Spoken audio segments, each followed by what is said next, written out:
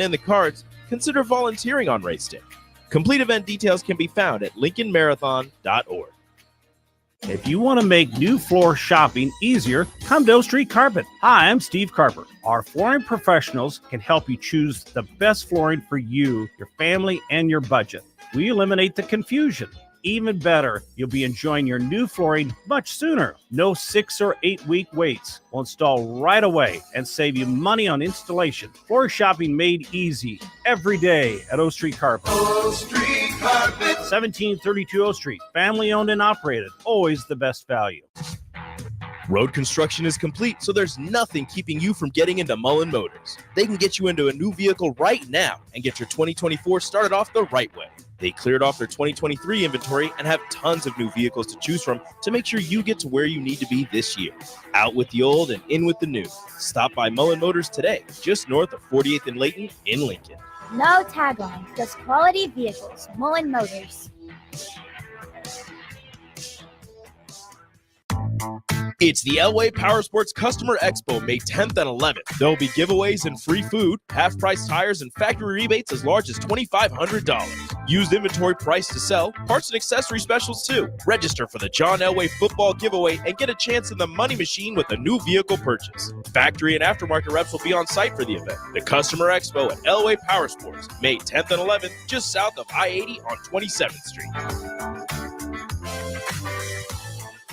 This is area race announcer James Rowland. Join me and Bree Fansteel every Sunday night from 7 to 8 on 93.7 The Ticket for the Finish Line, where we cover all things motorsports from local racing to racing around the world. Every Sunday night from 7 to 8 on 93.7 The Ticket and theticketfm.com.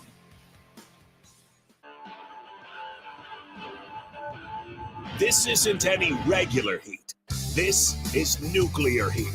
Live from the 93.7 The Ticket studios in the heart of Lincoln, America, bringing you the latest from the Square Circle on 93.7 The Ticket and theticketfm.com. Here is your host, Jake Bakovic.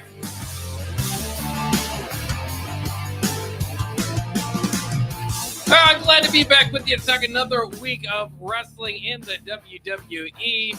We're back live here on a Tuesday night, so always happy to have that as well. If you missed it last week, we did have a special guest that I suppose we did stream only. I might have to play that interview at some point one of these weeks. It's an interview with David Penzer, former WCW ring announcer, and he's got a new book called Sitting Ringside, so chatting with him was a lot of fun. Go to our YouTube page on The Ticket, and you can find that there. So it's kind of fun to talk to somebody. I actually talked about Kurt Angle beating the heck out of him back in a TNA angle. So talked a little bit of Rey Mysterio back when Rey Mysterio was Rey Mysterio Jr. A lot of respect for Chris Jericho. Just a lot to break down there. Also, our wrestling coverage here at 93.7 The Ticket, so shall I put it, got a little steam this week as well as, or this past week, as Goldberg came on with Adam Carricker and basically said that the AEW was too cheesy. He wasn't interested in signing with AEW because they're too cheesy. And Tony Khan even responded to that. I think it was today, and saying that he sat down with Bill and didn't necessarily get that impression. So I'm just happy to see, Adam Carricker, he's been in wrestling podcasting before, so he's got that connection with Goldberg. So we just had a pretty good week of coverage, I would say, this last week on 93.7 The Ticket for wrestling, which, again, we sneak in here on Tuesday nights to get some wrestling talk in.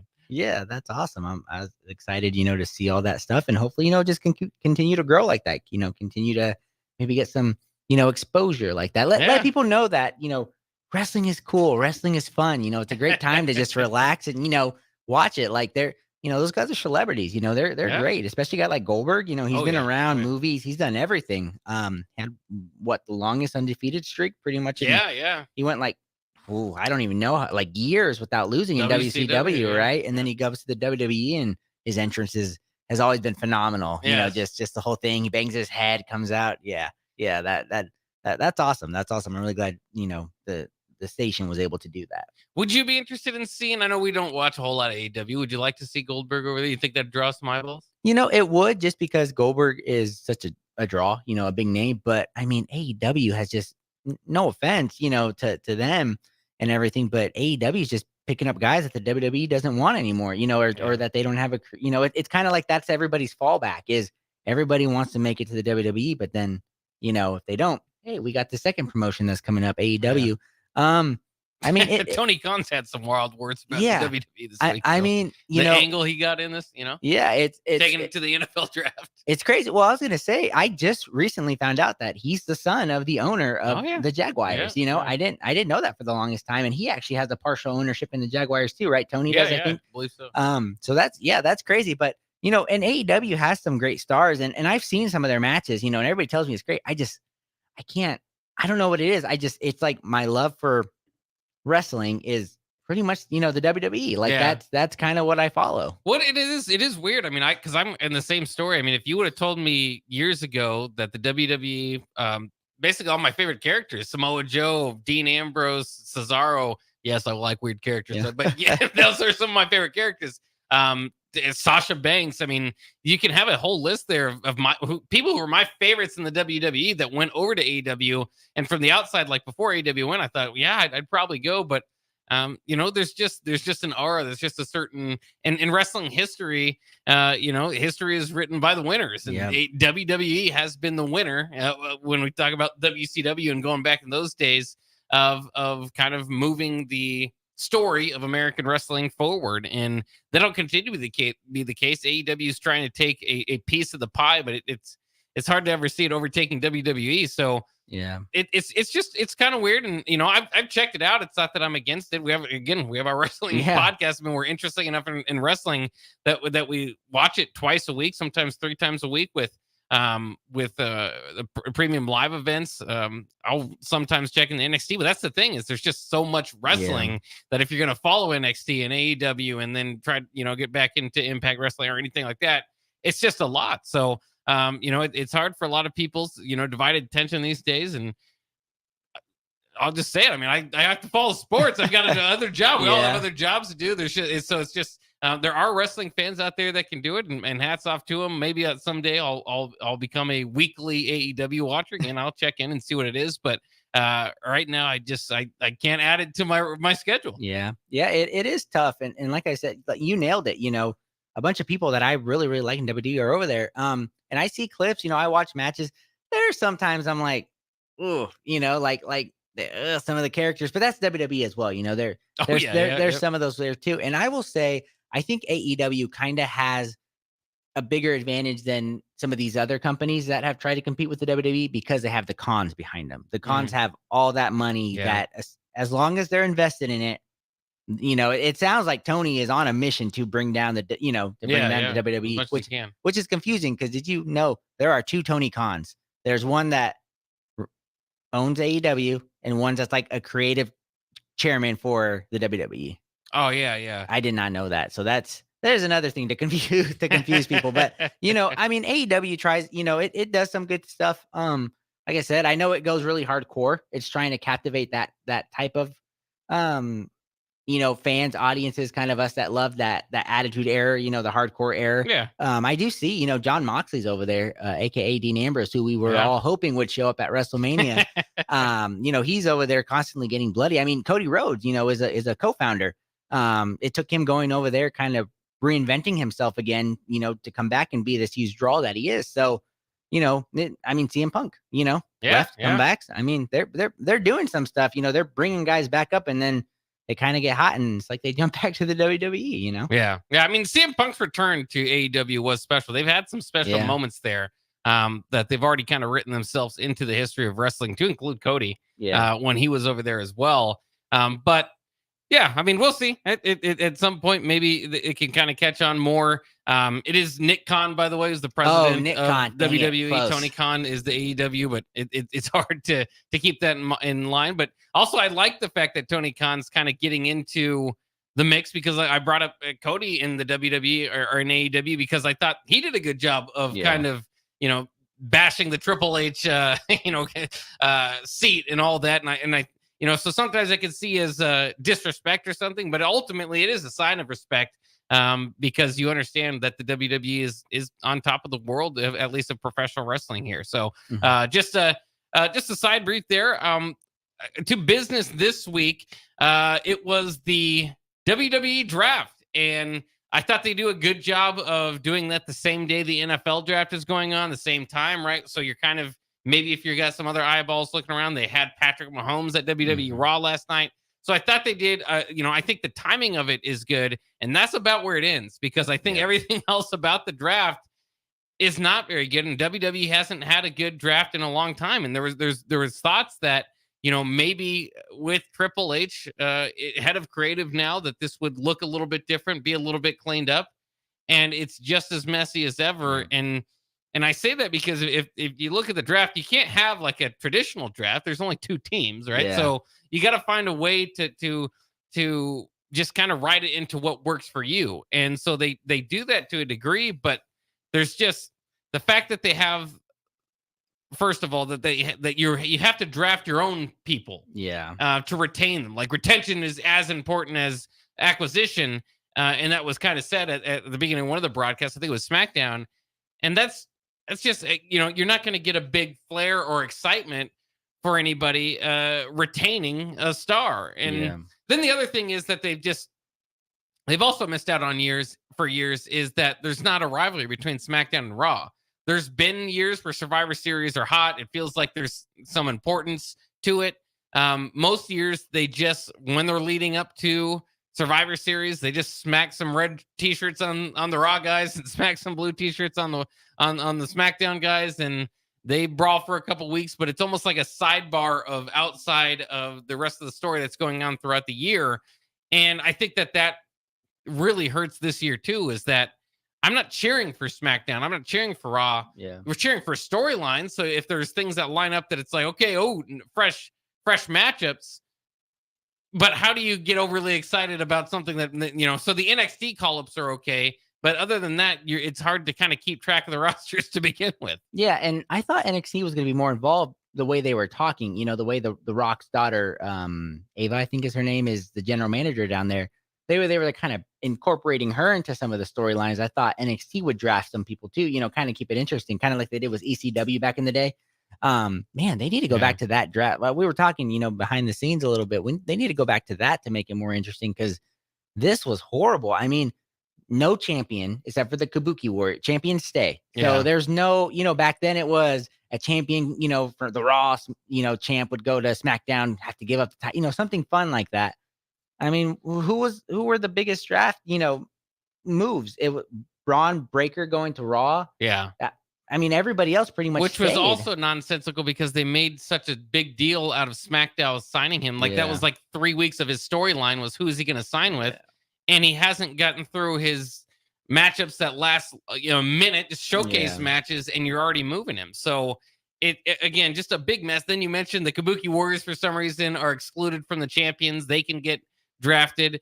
The biggest, I think, something that really stung right out of the gate was on SmackDown having Roman Reigns get out of the draft. I mean, because that was kind of the interest going into it. The biggest thing is what's going to happen next with Roman Reigns, and they delayed that, and that's fine. And so his return can be a surprise on either brand. So there's parts of it that are okay, but it really killed the draft out of the gate. And then to back that up with the signing of the first picks being Bianca Belair, who looks for the first time in her career smaller than her tag team partner, Jade Cargill, who is the kind of getting the new shine. So it doesn't make sense right now at this point in their career for Bianca Belair to be the first pick. And then Jey Uso.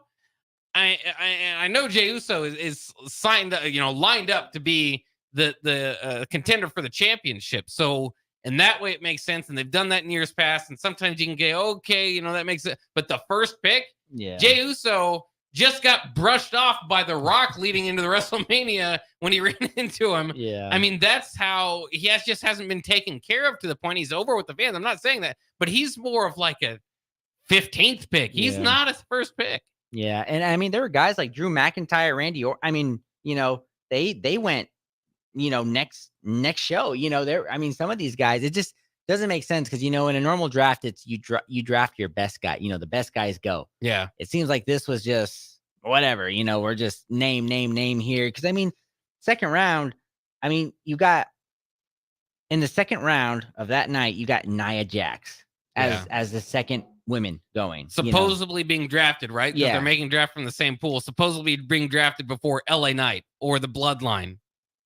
And so it just all to me it was a massive failure.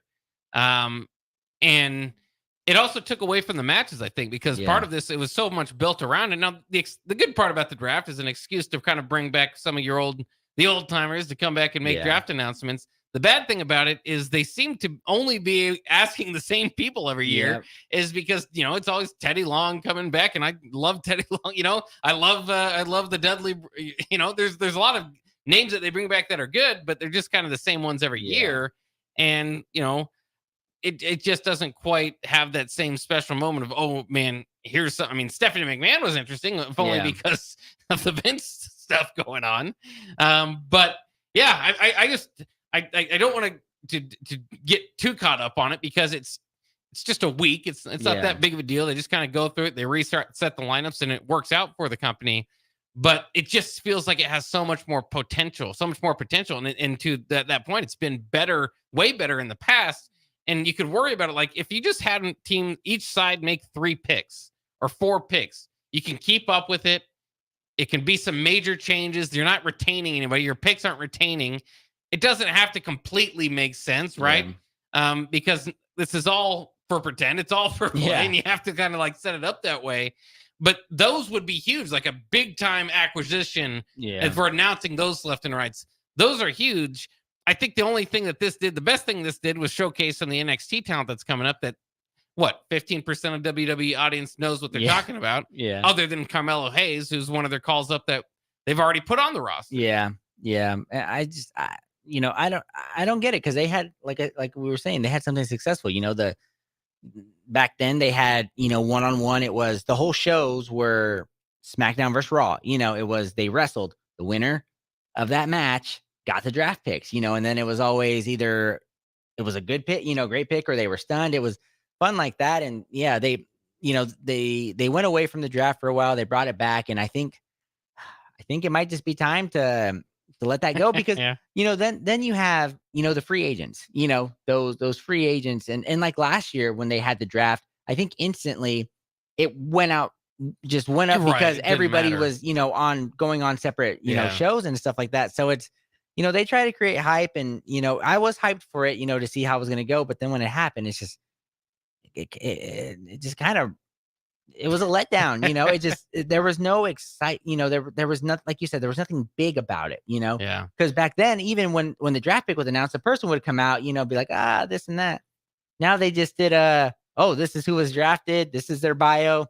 Next pick and the next pick. Well, and it makes sense too, because naturally as humans, we think back to our favorite memories of WWE drafts. So we're thinking, okay, this and that, but it goes back to the kind of like the Andre the Giant Battle Royale that I so much like and look forward to every year. And then it was booked so poorly this year and not taken care of. And there's another problem with that is that, the guy that won that was like in the last pick of the draft. So how much momentum is he carrying over?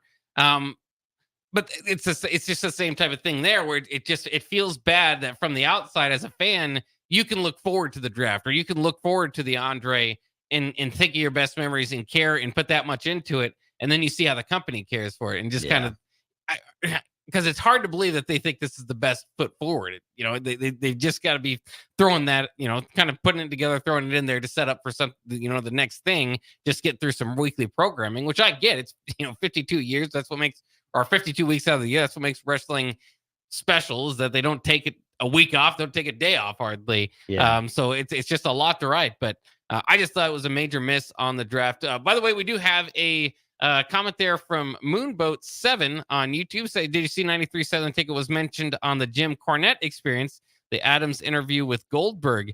There's another. We were talking about that a little bit earlier, how Adam Carricker was able to get the interview with Goldberg, and Goldberg said AEW was too cheesy, and that made some news in wrestling. So cool to be part of the Jim Cornette Experience as well. Jim Cornette, obviously a legend in WWE. So let's get to it.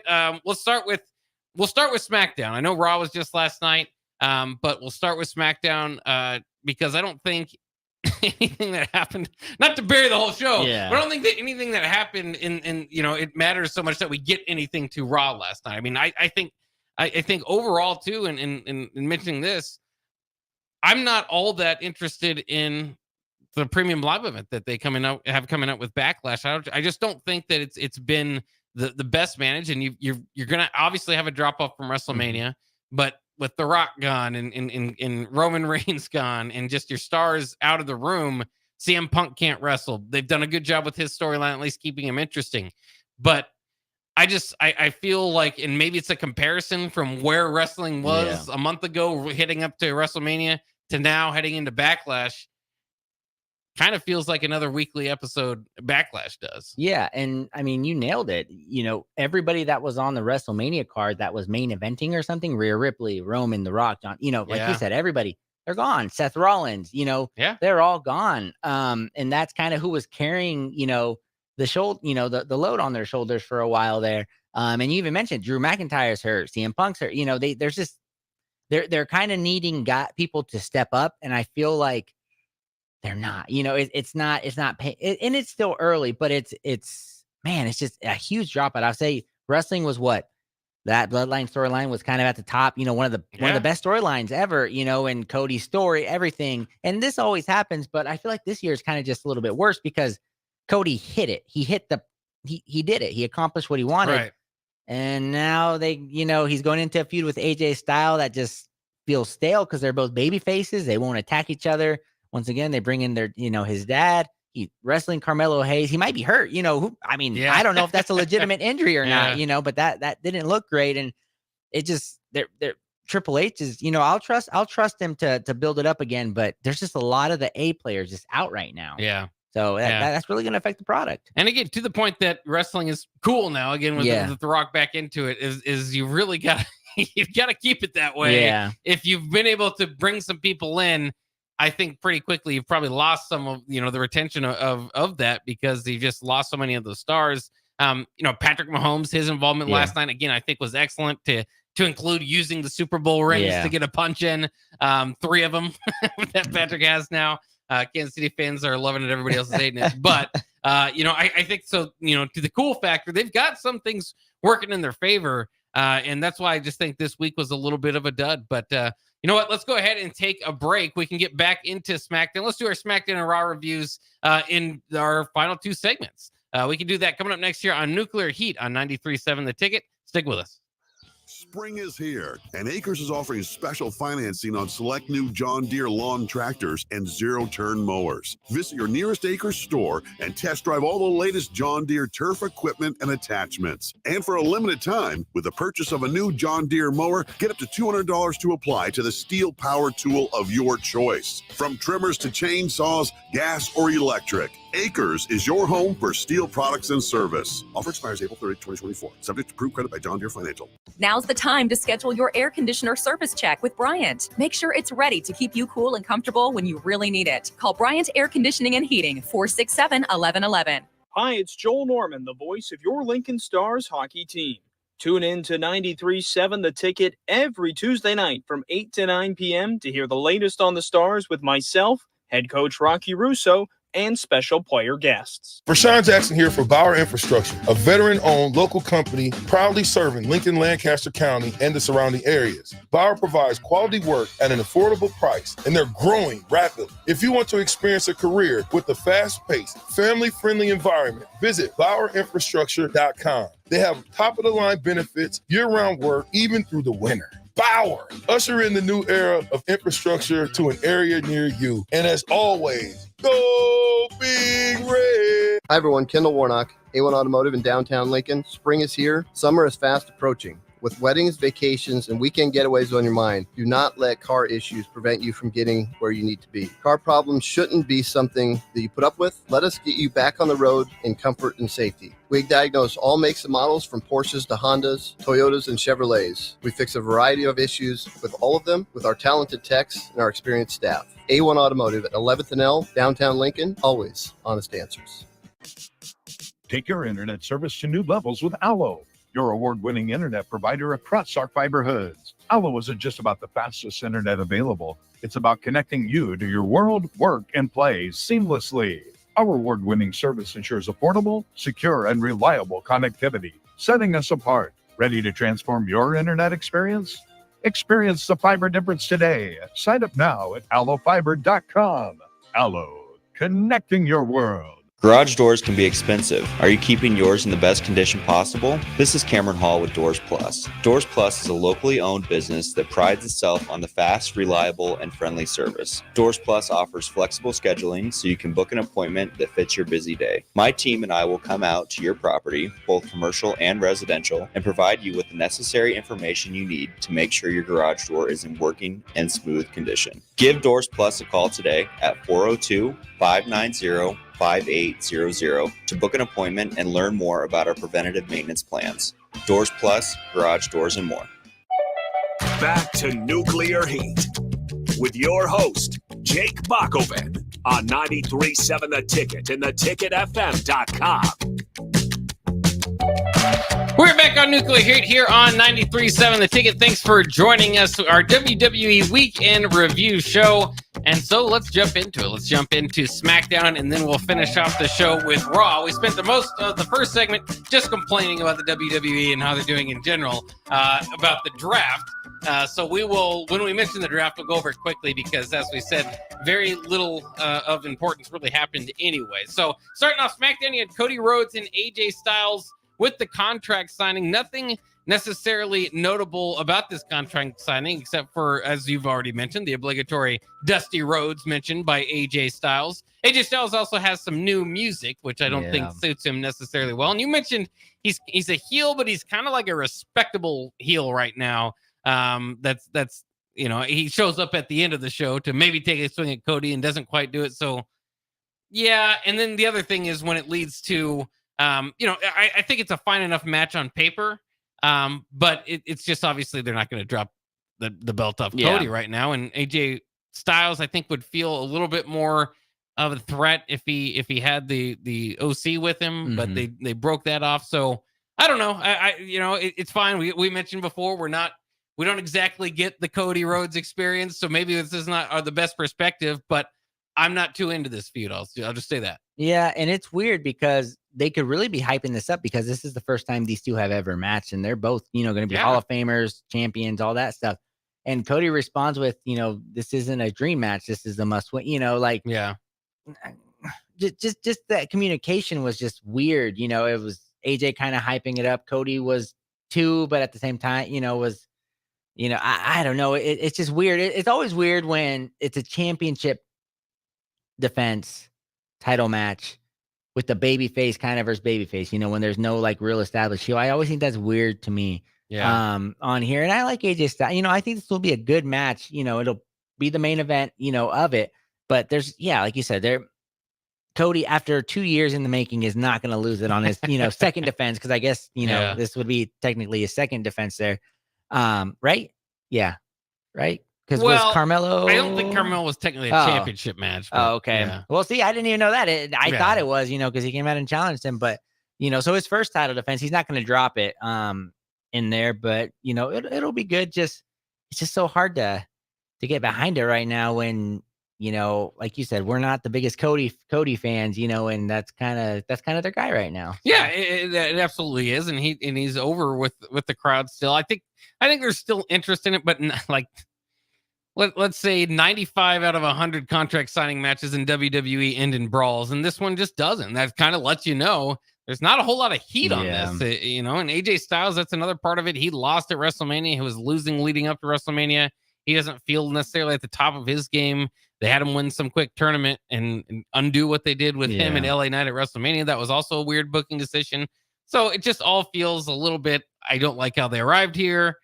Here we are. It's gonna be, but it's AJ. It's Cody and AJ. That's the intrigue of it. It's like it's hard to screw it up. Yeah. But to a degree, I'm just not as invested as I should be, and that's I guess that's the frustration. As I mentioned at this time, Triple H came out.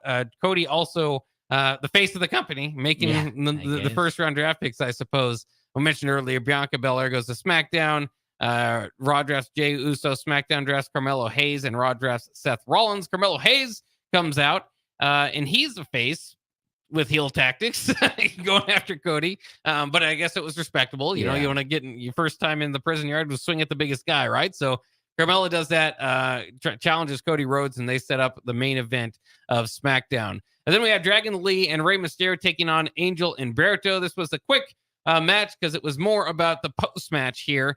Santos Escobar and Elektra Lopez come out and said he was serious about not being the group that attacked Lee. Dragon Lee, if you remember, was attacked before WrestleMania, so he was not able to team with Rey Mysterio. And then they showed footage that somehow they got of Carlito attacking Lee, which he did again after the reveal. Carlito then ran through the crowd to escape LWO and an angry Rey Mysterio. Also, I thought to mention about this match is that Angel Garza has gone from a guy that I thought had some potential and looked good, but his selling has been very poor here lately. It was noticeable in the Andre, and it was noticeable here. He had a delayed response to a Rey that, a shot that took him into the ropes. He needs to clean it up a little bit because you're on live TV. We can all see this stuff. So put in the effort here. Yeah, this is disappointing because the Carlito turn should have came before WrestleMania. That should have been it. So this is one of those we talked about. It's just they held on to it way too long, and now what are they going to do with it? Is this going to be a backlash match? I mean, I don't know. Is this going to be just a throwaway? This build up between Rey Mysterio and Carlito. Two guys we were really excited about. Is their feud's going to be on a lesser premium live event now? You're right, though. It is just that extra step. They did not need to do this. They could have just had, instead of Dragon Lee, just went with Carlito all along and had Rey Mysterio and Carlito face Escobar and Dom, and that would make more sense all along because Escobar and Carlito had kind of this blood feud, and then you have the Mysterios on the opposite side. So I guess maybe then the Eagles joining in wouldn't have been as big of a deal, but I don't know. Carlito, you also wonder about this because they haven't positioned him well. I kind of like Carlito. Maybe a singles run would be of interest, but they kind of just threw him onto LWO and quickly, he didn't have a big spot, so it's hard to imagine having him a big spot after whatever this is done. Yeah. So I don't know what their plans is there. Yeah, it's tough. This is going to be a year of him being back on the roster, right? Because Backlash in Puerto Rico is when I think they brought him back. And how many matches has he been in? A handful? They really haven't used him. He's just been kind of a side guy for Ray, the LWO there. So this is one I was very excited, to get him back. And yeah, they just haven't done anything with him. And now, like we said, we just don't know where this is going to go. It's going to be a Carlito versus Ray thing that they're going to draw out. Just hope it doesn't draw out to us, a year to WrestleMania season. They try to build a storyline there because, I mean, it's just not working. This LWO and the league, they're pushing it, but they've been feuding for like a year now. It's the same stuff over and over again. They just keep, flipping who's fighting who each week, and I don't know. It's just kind of stale, and I hate to say that because I know LWO was like super hot when it was first created. I think merchandise #1, all that stuff. And now it's just like they're struggling to figure out what to do with them. Well, and it's just like Cody Rhodes and AJ Styles. I would just tell me you're going to have Rey Mysterio against Carlito. I'm interested, but the fact that it still is somehow connected to Santos Escobar after a year of the same feud, it again takes a little bit off of it. But I do think there is potential for Carlito and Rey Mysterio, especially with them now being moved away from Legado del Fantasma. Yeah. That was one good part of the draft. Although we get to it later, too high of a pick for both those guys, but are both those stables. But either way, then we had Braun Breaker against Cedric Alexander. Little did we know it would be Braun Breaker's last appearance on SmackDown. Quick squash match. Nothing more to be said. Slightly higher maybe of an opponent, but this is what they've been doing with Braun Breaker. And he's got, his spear. He's just such an athlete. Mm-hmm. Just to compare that to Jey Uso's weak ass spear. I'm sorry to say it, but that they tried to sell as big as a Goldberg spear or a Roman Reigns spear. At least Braun Breaker's got that, but we'd like to see a little bit more at some point. Yeah, and I'm just gonna. It's still about Braun Breaker, but I mean, if they were gonna move him to Raw in the first place, we talked about it. He should have been the guy that dethroned Gunther there. Then it should have been him. I mean, you're moving him to Raw a month after.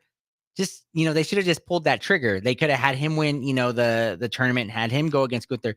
he'd be an established, that like it'd be great. Yeah. And Sami Zayn's doing a good job for, for everything in there, but they miss an opportunity there. And on a funny note, I realized Braun Breaker, you got to cool it on the tanning, man. You can tell that's one thing I notice every time is he's very, very tan, and you can tell it's a fake tan, and it's pretty bad. I like when he starts barking like a dog. I don't know why. That's my favorite part of Braun Baker. We had Michelle McCool and Tori Wilson then come out and present the draft picks here. We had second round. SmackDown picked Randy Orton and Nia Jax, and Raw picked Braun Breaker and Liv Morgan. Then we had Bianca Belair giving an interview, and Asuka, Kairi Sane come out to stare her down and weirdly look at her as Asuka and Kairi Sane do. And then Jade Cargill showed up. I thought it was kind of cool. They went from that to KO and Tonga brawling, kind of through all the girls arguing, little bit belittling that feud, right? In the moment, but it was just a cool angle that they've been kind of experimenting with lately. And so KO and Tonga are end up brawling again with KO, but KO is outnumbered. The numbers catch up to him. That is until Randy Orton arrives and evens the numbers, even the odds, and kind of sets up for the premium live event coming up between the bloodline, the new bloodline, I suppose, and KO and RKO. And KO, I mean, they do the pop-up powerbomb RKO. I mean, they've naturally kind of got chemistry that they had leading up to this. They fought each other as part of a three-way with Logan Paul at WrestleMania. So it was kind of like a team thing, and then we kind of liked it, and now they're going back to it. You like the pairing? It's always interesting. RKO, it is. They can do great things. It just really depends. I'm interested to see this because I wasn't too hyped on Solo, because we had talked about it in the weeks before. He was a guy that was kind of taking the pins for the bloodline. Yeah. There. They're doing a decent job of building him as backup as like a heel, the gonna be leader on there. And I will say, Tonga, he's been great. He's been great as kind of that enforcer. I still want to know what MFT stands for. I don't know. Yeah. I tried to Google it and I couldn't figure it out. There's been some, some words out there, some speculations, is his thumb, just kind of, but I don't know. I mean, I have no idea, but he keeps referring to him as it. And everybody's like, what the heck is an MFT on there? But, it'll be fun. Like you said, KO and Randy Orton, I think they have really good chemistry. They're kind of a funny duo together, which is always weird when Randy Orton is part of a comedy, duo. He's just always been such a serious heel guy. Seeing this from him is always different. It's always weird seeing him as a baby face. The good thing about that pairing is both of them are very good heels and very good baby faces. So you can do it, but they're also just really good at turns. Like either of them can turn on each other at any point in time if they do kind of have that pairing. So I am looking forward to that at least as they move forward here. But at the same time, they really shouldn't be beating the bloodline already. Tonga's making his debut, and so I mean we'll see there. But in any case, I don't want to get mad at their booking before they've done it. The Dudley Boys then come out and make the next picks. And yes, LA Knight is still on the board. He gets drafted by SmackDown. Somehow Ricochet gets drafted by Raw before SmackDown drafts the bloodline, and then Raw drafts Sheamus. So again, nonsensical drafting as would be expected from WWE. Then we have Tiffany Stratton against Naomi. This matchup was basically to set up who should be the number one contender. Jax attacked Bayley from the crowd. I believe that Bayley was sitting at ringside watching this match. So Naomi tried to help before she was driven in the ring post, and then the ref called the match. This is part of just this big grouping of the. Well, it's basically Jax. This is before Jax leaving. I mean, Jax has just been in so much lately. It's hard to kind of tell what this is. But maybe it's the send-off from Jax from SmackDown, I suppose. Yeah, and I will say this. I'm kind of getting a little disappointed in Bayley's reign already. She's a champion, but we talked about it. With Io Sky, they kind of didn't have her doing a lot to, for the build-up to WrestleMania. Bayley's, obviously the champion in these feuds, in these matchups, but I don't know if you agree. She's kind of taking a back seat to all of it. It's whoever's going to be the contender. Yeah. She's just kind of back there all the time. And I know that's something in with Jax here. But that's a little disappointing to me. But I am, I will say Tiffany Stratton versus Naomi, pretty decent match. They can do great stuff in there. And then I guess we'll see with Nia Jax, coming over to SmackDown. What's what's going to happen there. Yeah. Then we had coming up. Then we had JBL and Teddy Long on hand to announce the 4th round pick. SmackDown drafted AJ Styles, still available for some reason. Raw drafted Chad Gable, Otis, Akira Tozawa, and Maxine Dupree. And then SmackDown drafted Andrade, and Raw calls up Kiana James. But then we had the Carmelo Hayes, Cody Rhodes match. Rhodes ultimately gets the win. Styles shows up and had a stare down with the American Nightmare as the show closes out. As we mentioned, it was a little bit of kind of an awkward match between Carmelo Hayes and Cody Rhodes, at least at one point when they both either missed a spot. I couldn't tell if that was on purpose or, because they already hit it before in the match. So maybe they're trying to tell the story that they're going back. Cody kind of landed awkwardly, or at least sold it that way.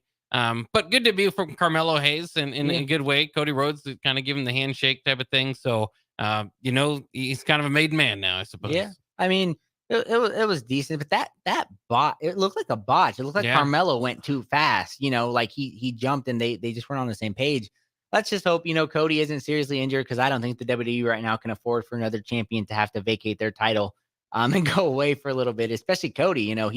He missed half a year with that torn pec, so he's already had that injury there. But, good way to end SmackDown.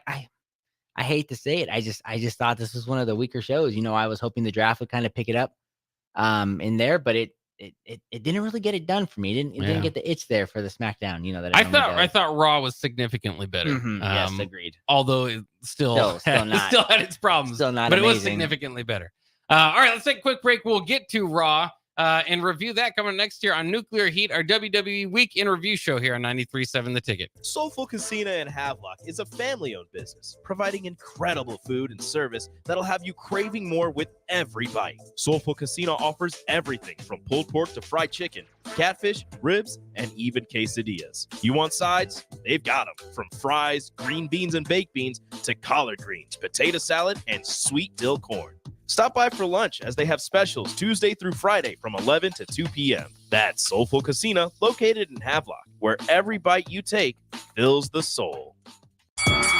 RC's Boxing Production is proud to present the new prospects at the Complex. Come enjoy a show of Lincoln's best professional and amateur boxers on Saturday, May 25th at the Complex, the former location of Champions Fun Center. Doors open at 6 p.m. with first bout at 7 p.m. Learn more about the boxers and buy tickets at thecomplexlincoln.com. You won't want to miss this event. It's the new prospects at the Complex on Saturday, May 25th at 1555 Yolanda Avenue, right off of Cornhusker Highway. Welcome back to Name That Word. Contestants, here's your first clue. What 2 words can describe the incredibly fluffy waffles created by Chef Bob Haney? Is it delicious and healthy? Yes, but not what we're looking for. Final clue, these waffles will be here at 93.7 The Ticket Studios this Wednesday from 8 to 11 a.m. It's gotta be Heavenly Waffles. Folks, we have a winner. Be sure to stop by 1040 O Street this Wednesday from 8 to 11 a.m. to see just why these waffles are so heavenly.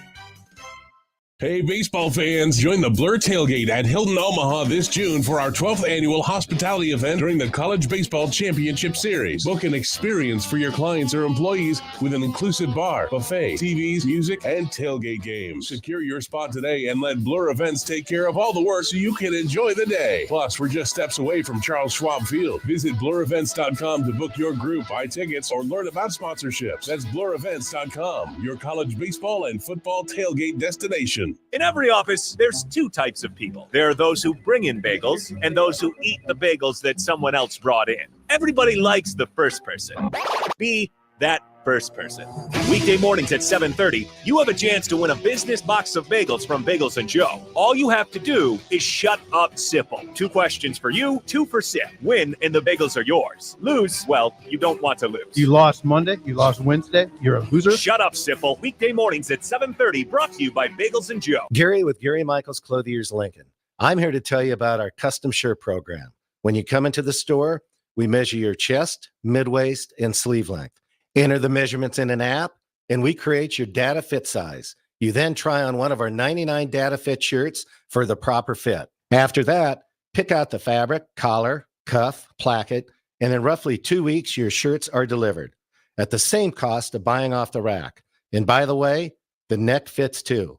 Gary and Michael's Custom Shirts at 56th and Pine Lake Road, Lincoln. With the Planet Fitness Black Card, you don't just get a great workout, you get a great perk out because your membership is packed with perks. For $1 down and $24.99 a month, you'll get perks like access to any of our 2,400 clean and spacious locations. Bring your friend anytime and both work out with tons of equipment that'll give you that big fitness energy. Relax in the Black Card spa and more. Work out and perk out with the PF Black Card. Join for just $1 down and $24.99 a month. Hurry. This deal ends soon.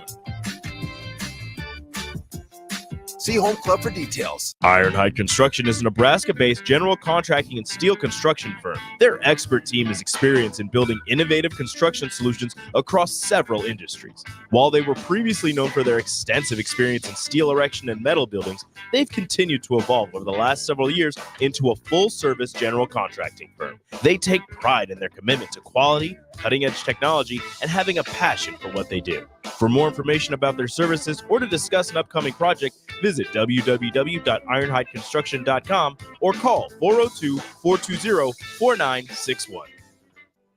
One action, no matter how small, can have a world of impact on the life of a child. Cedar started because one couple believed that they could provide a child with a better life. And that belief grew into the Cedars that we know today, a powerful force for good that helps thousands of kids across Nebraska. Belief grows.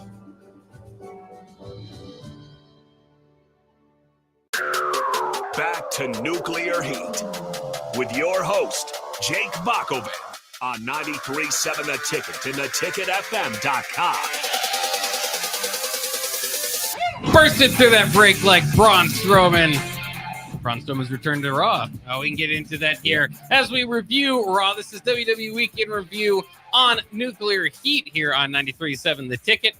So let's jump into Raw. We only got about 8 minutes to get through it, so we got to go pretty quickly. Logan Paul, ISHO Speed, and Patrick Mahomes, of all people, arrived to the arena to kick off Monday Night Raw. We're greeted by Damian Priest and the Judgment Day. Interesting that Patrick Mahomes comes into Kansas City hanging out with the heels. Yeah, I saw it's because he's a partner with Prime now. So they kind of had to take advantage of that. But yeah, no, it was interesting. Another big thing is I'm going to say this. Seeing Patrick Mahomes kind of makes me feel a little bit better. He's a great athlete, and he's got a dad bod, He does a little bit, he's got a little bit of a dad bod, and he's up there, with one of the best quarterbacks. So I'm like, I'm doing pretty good. He's got a few other things that we don't have as our dad bods, but like those 3 Super Bowl rings. Yeah, they used those, which I thought was pretty good. Then they had the Women's World Champion Becky Lynch basically kick it off to open the show in the ring. Liv Morgan interrupted, and then Nia Jax interrupted as well, and they basically got into an argument about who deserves to face Becky Lynch, and they said they'd settle things later in the ring. Then we had Stephanie McMahon come out and announce the first round draft picks of the night for Raw. Raw picked Imperium, which is now just Gunther and Ludwig Kaiser, but interesting that they paired them together still. SmackDown picked Jade Cargill. Raw picks Damage Control, and SmackDown picks Kevin Owens. Again, we're not going to spend too much time on the draft. Xavier Woods and Gunther then was the next matchup. This was basically a showcase for the King of the Ring. They're really highlighting and showing that they're going to allow Gunther to win that thing. Either that or pull it from him. He's at least going to get to the finals in the last second. But Xavier Woods, former King of the Ring member, actually reigning King of the Ring winner, was why this was kind of impactful. His partner, Kofi, almost threw in the white towel, which I thought was interesting. Xavier Woods convinced him not to, and then Gunther made him submit anyway. So again, I think this is a good use of all characters involved. Yeah, as long as they don't put a crown and a scepter and a robe on Gunther and have him be King Gunther for a year, they have a chance to really make him like a Goldberg type heel. Like, honestly, with how Gunther is, nobody should beat him and next world title. Like, he needs to be put in that picture. Win this King of the Ring, kind of bring him up. Yeah, he can be King Gunther. Just don't give him the silly gimmick they always do. Yeah. But make him be legitimate. Let this, because this right here could be what just puts him in that main event scene. And then you got something going, because he destroys everybody in the ring he's with, dude. Oh yeah. I mean, and he puts on a heck of a matches, and Xavier can as well. So this was a good match. Then we had Logan Paul and I Show Speed announce the draft picks. I Show Speed, I still know who that is, but he did it enthusiastically, so I thought that was good. Raw picked CM Punk. SmackDown picked the Pride. Somehow they got picked all the way up here. Then Raw picked Braun Strowman as a return, and he would actually make his return to the ring in the night as well. SmackDown picked Tiffany Stratton. Then we had the Maverick go out there and cut a promo on Jey Uso. I don't know why necessarily they're no longer feuding. Jey Uso came out to basically stand up for himself because Logan Paul was saying that Damon Priest was going to beat him. This led to the Judgment Day's JD McDonough and Finn Balor coming out to protect Logan Paul. Patrick Mahomes gave his 3 Super Bowl rings to Paul, and he attempted to lay Uso out, but instead hit McDonough. Then a returning Braun Strowman made the save, laying Balor out and chasing Paul away, and then had a stare down with Patrick Mahomes. Again, just a lot going on there with a lot of guys that aren't necessarily tied together. A way to get Patrick Mahomes involved, but again, he wasn't necessarily. He was kind of on the heel side in Kansas City. So, entertaining, very entertaining. I would say you could have a better way to bring Braun Strowman back, but it does involve Patrick Mahomes. So I mean, I dug this whole thing. It was entertaining. I thought it was too. It was one of those, like I say a lot, you just gotta kind of turn off your brain and just enjoy what they're giving you. I know we spent 90% of this show kind of complaining about all the wrong and stuff, but at the same time, we watched it. We still sit back and enjoy it. And this was one of the reasons. It's one of those chaotic, makes no sense, let's bring in the most popular, one of the most popular athletes in Patrick Mahomes and have Logan Paul and I Show Speed, who I got to show you who he is. Pretty funny guy in there. And, it's just a beautiful mess, on there. And, it does add though, because this is kind of showing a lot of the cracks in the Judgment Day too, though, with JD and Balor kind of interfering a lot with what Damian Priest is doing. Yeah. There's at least some thought behind what they're doing here, so that's good. Intercontinental Championship match we had then between Sami Zayn and Big Bronson Reed. Good enough match. Sami Zayn got a haluva kick in the corner. It looked like he was about to pin Bronson Reed. Chad Gable comes in and breaks that up. Then Reed wasn't so happy about that, so he hit a tsunami I think he did it on Sami Zayn. Then he laid out Chad Gable, probably setting up a 3-way for the Intercontinental Championship. And I don't know how I feel about that because I like Big Bronson Reed, but the Chad Gable stuff doesn't need an extra player. I mean, I think this is as hot as they've got him going, and they feel like they need to add Reed into the mix is kind of interesting. I'll enjoy it either way. I just don't think it's needed. Yeah, maybe unfortunately your boy Reed, who won the Andre the Giant, Battle Royale, is just in there to take the pick. So Sammy and Chad. It's unfortunate for Reed, but they stay strong. And it looks like the WWE is going to want to continue this feud for a little bit. So we'll, expect 3 or 4 more matches between them. Then we had the AP announce the draft picks again. Drew. The only notable part about this is Drew McIntyre wasn't picked till the 3rd round of tonight's draft, and he was frustrated by it. So he came out and was complaining and was interrupted by CM Punk from the Skybox. Dared him to come for him. This went through some different segments, but we'll just catch it up all here. Drew kind of went up to the skyboxes to look for CM Punk. Then CM Punk was in the ring. They kind of had a promo there. I thought this was entertaining, a good way to use the space. And I do. I mean, I think for the fact that Drew McIntyre and CM Punk are shelved right now, it's a good use of them. Yeah, I mean, I could watch this for a while. Just they're fun. It almost seems like, they really don't like each other, and that always when that's involved. When there's a sense of that, it always makes it feel more realistic and it's more enjoyable. So I think I agree with you. I think this is one of the better segments on Raw right now. Yeah, absolutely. Then they had, we'll run through a few of these pretty quickly. Maxine Dupree and Candice LeRae, Poison Pixie, put down the Wicked Stepsister for the victory. These two do not need to be fighting anymore. We're not going to spend any more time on that. A couple rounds of the draft, don't need to go through that. Liv Morgan and Nia Jax. Morgan gets the clean win on Nia Jax, who is heading off to the Blue brand. So I thought that made sense. Puts Liv and Morgan over. Nia Jax doesn't get hurt. She moves on. She'll make a big debut, I'm sure, in Raw. Naomi attacked Stratton, who was sitting at ringside. That I thought kind of overcomplicated things because you kind of got both title contenders all kind of brawling within there, which kind of set up the distraction for Nia Jax to lose. I don't know. Wasn't completely in love with that. Once again, they had the Dudley Boys announce some draft picks, and then we have the Miz and R-Truth beat Alpha Academy's Otis and Akira Tozawa for the World Tag Championships. This is just to allow Chad Gable to get more upset with Otis and Akira down the line. So that made sense. A good use of time there. Few more picks in the draft. And then they have Uso, Andrade, and Ricochet defeat the Judgment Day. Again, telling the story that Damian Priest doesn't necessarily need the help, and JD McDonough continues to get in his way. Mm-hmm. I don't think this was great. I don't know if Uso necessarily needed this. I think Damian Priest needs to be looked at as a bigger threat than they have so far, other than frustrating, getting frustrated with his own stable. We'll see. They'll clean it up. Damian Priest is not going to lose to Jey Uso for the World Heavyweight Championship. But not necessarily the way I would have booked this thing. No, I agree. This whole night just kind of felt like a mess, aside from maybe the Liv Morgan, Nia Jax, CM Punk and Drew McIntyre. Other than that, a lot of it was kind of just, Gunther's, there's a handful, but as we said, the draft was kind of bad.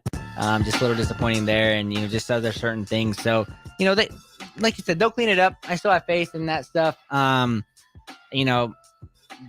They got to get us excited again, because right now it's like we were at a high and now we're kind of at a low, and when you're at a low, like you said, they're not going to lose us watching it, but they might lose some of those other fans they got, because I feel like WWE was just at an all-time high, and right now it's not looking good. The product's just not great. Yeah, and they do have. We'll be back next week. We'll review SmackDown, of course, and then we'll review their next premium live event, which is Saturday.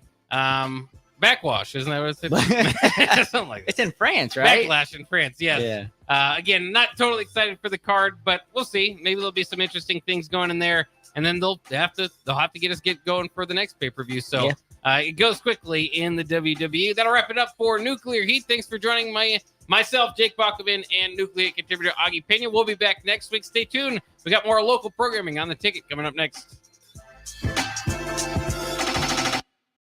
This is Lincoln's home for sports talk on the FM dial. Also online at theticketfm.com. On the internet. KNTK